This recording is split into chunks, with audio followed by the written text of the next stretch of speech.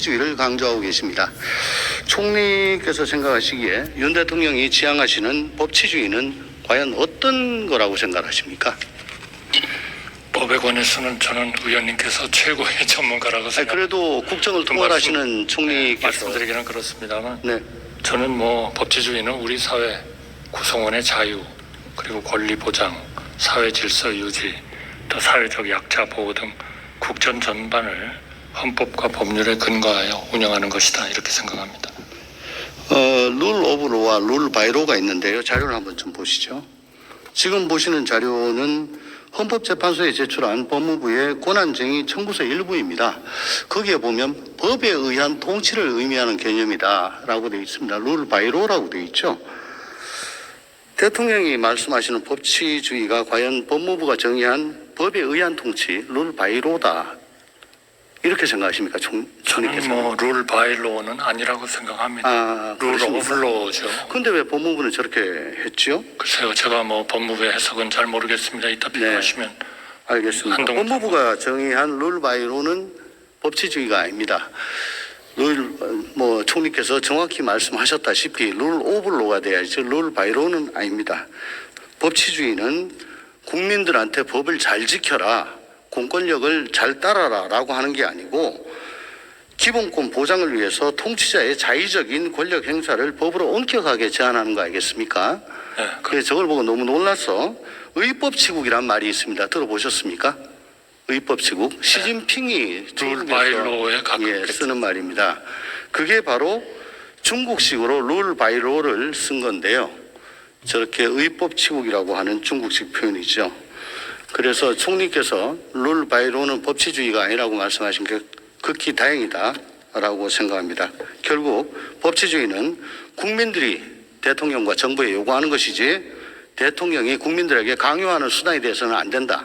그런데 최근 제가 보기에는 대통령과 정부가 국민들에게 법을 지키고 지키지 않으면 공권력이 강제할 수 있다 이런 식으로 자꾸 되는 것 같아서 걱정스러워가지고 여쭤봤습니다. 다음으로 덧셈의 정치에 대해서 말씀드리고자 합니다. 총리님, 여소야대 상황에서 대통령이 국정 운영을 원활하게 하려면 야당을 대화 타협의 대상으로 인정을 해야 되죠.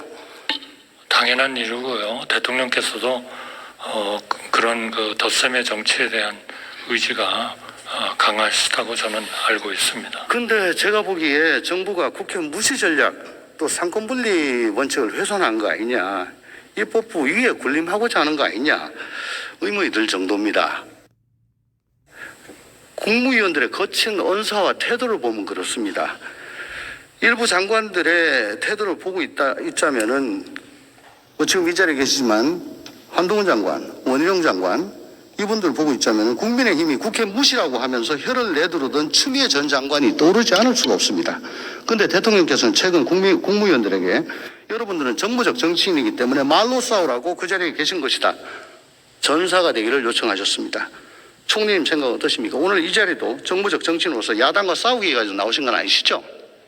물론 아니고요. 또 대통령께서 그런 말씀을 하신 그 상황은 앞으로 우리 정기국회가 열리고 하면 각종 법과 예산 이런 것들을 잘 통과가 되어야 우리 국정이 이루어지는데, 그런 과정에서 적극적으로 좀 설명을 하고 좀 설득을 하도록 노력을 해달라 하는 분명히 그 말씀이십니다. 네. 대통령 말씀에 힘이 얼마나 큰지 아시잖아요. 국회를 무시한 장관들이 결국 국민들의 외면을 자초한 1등 공신이란 게 이 교훈입니다. 장관들의 거친 언사와 태도에 대해서 총리께서는 어떻게 생각하십니까? 저도 거기서 반드시 예외가 되지는 못할 것 같습니다만, 정말 서로 존중하면서 국민 앞에서 토론하고 서로의 의견을 개진한다, 이렇게 제발 그렇게 좀 해주십시오.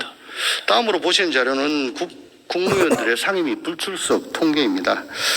윤석열 정부 1년 3개월 동안 불출석 거의 한 4배 이상 좀 많죠. 어떤 생각 드십니까? 이 사정에 따라서 다 좀 다르지 않을까 싶습니다. 좀 글쎄요. 하나하나 케이스를 좀 잘 봐주셨으면 좋겠습니다. 예, 최근에는 법안 심사 도중에 차관이 퇴장하는 일까지 있었습니다. 정말 경악스럽지 않을 수가 없습니다. 총리께서는 인사청문회에서 헌법과 법률에 따라 부여받은 행정각부의 통할권, 국무위원 해임권익권 같은 거를 전부 다 충실히 이행하겠다라고 말씀하신 바 있습니다. 그죠? 네, 그렇습니다. 네. 지금이라도 자극적인 언사 또 상임위 불출석으로 국민과 입법부를 무시하는 장관들 제대로 지휘 감독하셔야 되지 않겠습니까? 한번 그 구체적인 사안을 더 좀 면밀하게 들여다보도록 예, 하겠습니다. 그렇게 하시고요. 또 좀 지나치다 싶을 때는 대통령께 해임 권익권이 있습니다. 그것까지도 좀 적극적으로 활용하시기 바랍니다. 어떻게 하시겠습니까? 네, 상황에 따라서 그렇게 하도록 하겠습니다. 예, 감사합니다. 총리님 지금 이재명 대표 단식 6일 차입니다. 19년도에 황교안 대표께서 단식을 하실 때 강기정 정무수석, 이낙연 총리가 먼저 찾아가셨고 6일째에는 이해찬 여당 대표가 찾아가서 각각 손을 잡고 단식 풀어달라고 요청을 했습니다. 이게 정치의 본령이고 최소한 금도라고 생각합니다.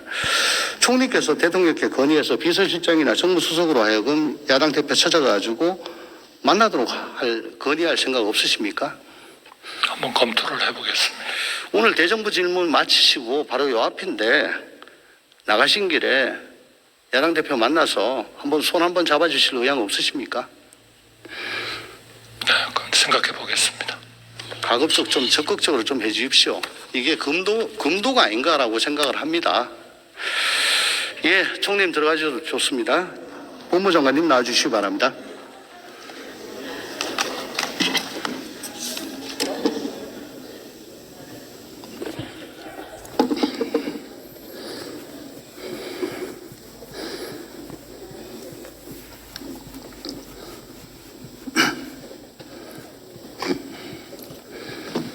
안녕하세요. 네, 장관님. 네. 사면권은 대통령의 고유 권한이지만 매 정권마다 논란이 많았습니다. 매번 의견들이 많죠. 예, 올 8.15 때 대통령께서는 김태우 전 구청장을 사면을 하셨죠. 그런데 네. 김 청장은 사면되자마자 법원 판결이 정치재판이다라고 말씀하셨고 자신은 공익신고자다 이렇게 대대적으로 말씀하시고 지금 예비후보로 등록을 하셨죠. 근데 판결문을 보면은 사법부는 1, 2, 3심 전 신급에 걸쳐가지고 김정구청장이 공익 제보자가 아니다라고 판결이 확정이 돼 있습니다. 근데 법무부 사면심사위원회의 위원인 검찰국장은 김태우 전 구청장이 내부 고발자인 점이 감안됐다. 공익 제보자, 내부 고발자 같은 취지라고 보여집니다. 제가 보기에는 사면권은 사법부 재판의 중대한 예외입니다. 그렇기 때문에 사법권을 무력화시키는 방향으로 행사돼서는 안 된다는 내재적 한계가 있지요. 그래서 이번 김태우 전 청장에 대한 사면처럼 확정 판결의 내용을 전문적으로 부인하는 식으로 사면권이 행사돼서는 안 된다. 이거는 재판권을 좀 형해화시킨다. 또 상권 분립을 정면으로 훼손하고 사법권의 뿌리를 흔드는 행태다라고 저는 생각합니다. 장관님의 견해는 어떠십니까? 예, 먼저 개별 사면 역시 대통령의 고유 정책 결단이니까 실무자로서 상세하게 말씀드리는 건 적절하지 않아 보입니다만 아마 검찰국장이 말한 취지는 위원님 말씀하신 그 공익신고라는 거는 법률상 정해진 죄에 대해서만 할 수 있게 절차적으로 돼 있지 않습니까? 그 판결은 아마 그걸 부인한 것이고 기본적으로 내부 고발의 성격은 사실 어차피 그런 면이 있다고 봅니다. 왜냐하면 조국 전 장관이라든가 유재수 씨라든가 이런 부분들 그리고 환경부 블랙리스트 일부 유죄 확정된 부분이 있어서 그런 부분을 다각적으로 고민하고 결정하신 것이라고 저는 생각합니다. 그리고 사면권이라는 것이 위원님 잘 아시다시피 사실 그게 유죄 판결이 난 것을 사면하는 것 아닙니까? 무죄 판결은 당연히 사면이 아니죠. 그러다 보니까 매번 할 때마다 여러 가지 찬반 의견들이 많은 것으로 알고 저도 개인적인 생각이 좀 있습니다만 공무를 수행한 사람 입장에서 그걸 내세울 건 아니고요. 그렇지만 그 사람이 어떤 판결 자체에 대해서도 양심적인 어떤 그 입장을 가진 것 있지 않습니까? 그 자체가 사면을 하는 데서 고려 대상일 수 있지만 절대적인 기준은 되기는 어렵습니다. 어차피 본인 양심의 자유가 있으니까. 예를 들어서 전에 한명수 전 총리 사건 같은 경우에도 대법원 판결에서 굉장히 반발하는 입장이셨지 않습니까? 그렇지만 이제 사면 복권이 되셨고요. 그런 전례를 감안할 때 결국은 대통령의 정치적 결단으로 이해해 주시면 될 것 같습니다. 예, 제가 말씀을 드리고자 하는 거는 확정 판결에 적시된 내용은 우리가 존중을 해야 된다. 저도 그렇게 생각합니다. 예, 이거는 그렇지 않은 것 같아서 제가 말씀을 드린 겁니다. 앞으로도 법무부에서 3회 심사를 할 때 확정 판결을 존중을 해주시기 바랍니다. 위원님, 저희는 대법원 확정 판결을 존중합니다. 예, 요건 아닌 것 같아서요. 예, 들어가 주셔서 좋습니다. 총리님 나와주시기 바랍니다.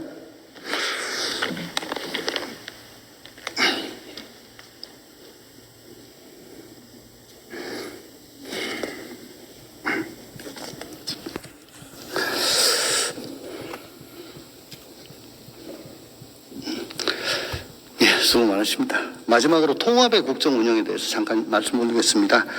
총리님, 법률적 책임과 정부적 책임이 있습니다. 차이가 뭐라고 생각하십니까? 글쎄, 정부적 책임은 어떤 일이 있을 때 그 책임에 대해서 형사적 책임이든 뭔가 어떤 분명한 그러한 책임을 묻는 것이라고 생각하고요. 정부적 책임은 그러한 그 직접적인 그러한 책임은 없지만 전체적인 좀 정치적인 측면에서 좀 필요한 책임을 지는 것 그 네. 정도라고. 예, 뭐 저도 비슷하게 이해하고 있습니다. 대통령께서 이태원 참사 직후에 고위직 책임 요구에 대해 가지고 책임이란 것은 있는 사람한테 딱딱 물어야 된다라고 말씀하셨습니다. 이때 책임이란 것이 법적 책임입니까? 정부적 책임입니까? 어떻게 이해하셨습니까, 총리님? 글쎄요, 이제 미국 같은데 그 9/11 사건 같은 것들이 있었을 때는 사실 정부적 책임은 전혀 없었죠. 저희는 이제 정부적 책임을 요구했었는데 이 법적 책임으로 들렸거든요, 그때. 이제 미국의 경우를 제가 지금 말씀드리는 겁니다. 9.11 사태 때 여러 가지 뭐 정보의 좀 잘못된 해석이라든지 이런 것들도 그 원인 중에 하나 아니었냐 하지만 정부적 책임은 없었습니다. 그러니까 나라별로 그것을 운영하는 것은 조금 다르지 않겠나 싶습니다. 글쎄요. 지금 이 정부 들어서 이태원 참사, 오송 참사, 잼버리 부실 운영 등 온갖 국정 난맥에도 고위직은 제대로 책임을 지지 않는 것 같습니다. 대통령제 국가에서 행정부 수반이죠. 대통령은. 그렇지만은 임기가 있고 또 헌정 중단이라는 부담이 있기 때문에 대통령한테 책임을 지우기가 힘들어서 국무위원들이 일종의 대속의 개념으로 정부직 책임을 져왔습니다. 그동안에 사건 사고가 대형 사건 사고가 발생할 때마다 정부직들이 정부적 책임을 쭉 져왔습니다. 지금 보시는 바와 같이. 근데 이 정부는 고위직은 책임을 회피하고 권한만 누리고 있는 반면에 일선 실무 공무원들한테 사장의 칼날을 들이대서 책임을 지고 있어요. 이번 잼버리 부실 운영의 이면에도 이런 실무 공무원들의 공포가 이면에 있다고 생각을 합니다.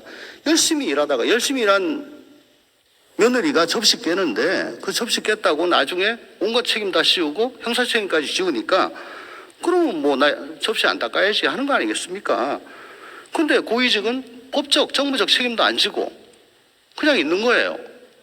이게 결국은 공직사회의 복지부동으로 이어지는 거 아니냐. 잼버리 같이 아무도 그 탄탄한 공직사회가 완전히 가만히 있는다. 어떻게 생각하십니까? 그런 거를 좀 일률적으로 말씀하시기는 굉장히 어려울 것 같습니다. 우리 세종 그 참사의 경우에는 저희가 행복청장을 정부 책임을 물었고요. 그러니까 대개 이제 어떤 사안에 대한 그 이유 이런 것들이 좀 밝혀지면 통치권자로서는 당연히 어떤 그런 총리님, 형사적 159명의 국민이 서울 한가운데서 영문도 모르고 돌아가셨습니다.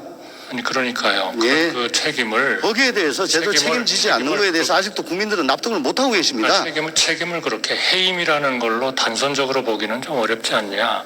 그럼 어떻게 해야 될까요? 그 대책을 잘 만드는 일을 어떤 사람이 할 수 네, 있다. 이 후유증은 오래 갈 겁니다. 공직사회가 움직이고 있지 않습니다. 자, 딴 거 묻겠습니다. 총리님 혹시 ABO라고 들어보셨습니까? ABO. ABO, Anything But Obama. 아 예. 전 ABC는 들어봤어도. 그러니까 ABO. 트럼프가 취임한 이후에 오바마 정책 다 뒤집는 걸 얘기하죠. 네. 최근에 한간에 이제 ABM이라고 있습니다. 네. 들어보셨나요? 글쎄요. 뭐 의원님 물으시는 걸로 보면은 전 대통령님 예, anything but M이 아닌가 문이죠. 싶습니다만 그렇게 하고 있지는 않다는 말씀을. 근데 이게 이제 한간에서 그렇게 얘기를 하니까 이 정부의 국정 기조는 ABM이다. 사실 언제부턴가 정권이 바뀌고 나면은 새 정부의 국정 기조가 애니띵 벗으로 되는 이 잘못된 관행이 생겼습니다. 근데 총리 뭐 참여정부도 총리하셨고 아시겠지만 역대 어느 정권이 나라 망하게 하려고 일을 했습니까? 죽을 힘 다해가지고 일하지 않았습니까? 대한민국에서 최선 다하지 않았습니까? 그죠? 인정하시죠? 아니 그런 의도를 가진 대통령님과 정권은 없었다고 그죠? 근데 정권만 바뀌면은 폄훼하고 거기서 고위직했던 사람들 죽일 사람 만들고 뭐 좋은 정책이든 나쁜 정책이든 전부 다 갈아엎어가지고 거기서 뭐 잘 나갔다 저 사람 엎어라. 저희는 좋은 정책은 열심히 승계했습니다. 2030 부산 엑스포도 그렇고 또 후쿠시마 방류 그것도 그대로 저희가 주요 정책 다 인수를 한 폐기해가지고 거죠. 국정 동력에 얻으려고 한 거고요. 결국은 지금 윤 정부가 해야 될 거는 노동, 교육, 연금 3대 개혁 제대로 추진하시는 거 이거부터 하셔야 되는 거 아닙니까? 물론 중요합니다. 지금 이게 사라졌어요. 예, 들어가셔도 좋습니다. 네.